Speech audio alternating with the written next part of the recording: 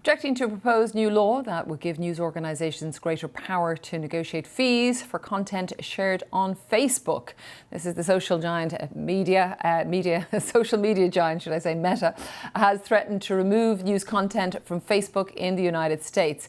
Now, the Meta spokesperson, Andy Stone, has been tweeting. He says, if Congress passes an ill-considered journalism bill as part of national security legislation, we will be forced to consider removing news from our platform altogether. So the US legislation is part of a larger set of laws aimed at tackling the dominance of big tech. And I'm joined now by Christina Criddle, who is technology correspondent for the Financial Times in London. I think this will be a story some people might remember something similar in Australia, but why don't you explain it to our viewers about what exactly is at stake and what is Meta concerned about? In Australia as well, governments want news organisations to be able to take some of the ad revenue that Meta generates on its platforms.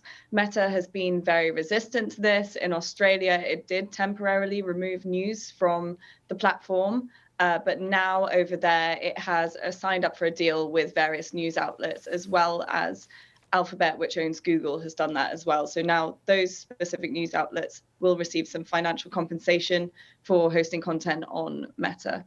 And so would we expect something similar in the United States? There has been quite a big pushback from Andy Stone, as you mentioned. He says that no company should be forced to pay for content that its users don't want to see and that doesn't drive meaningful revenue.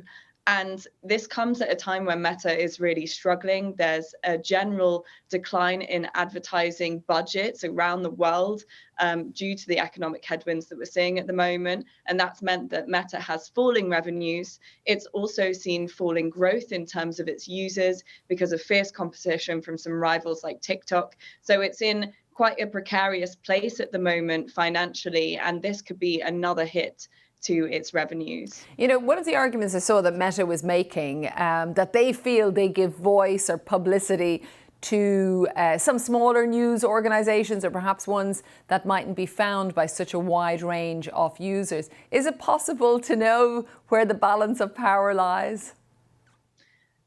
I think it can be hard to find that out without seeing the exact viewing figures from Meta about who's engaging with what, and then also seeing what's happening behind Meta's algorithms that are prioritizing what posts should be viewed over others. It's clear that most news organizations are expected to have a presence on social media, and they believe that they should be able to take some of that revenue from those views. News organizations are also struggling in terms of advertising revenue, all those things that are hitting social media platforms.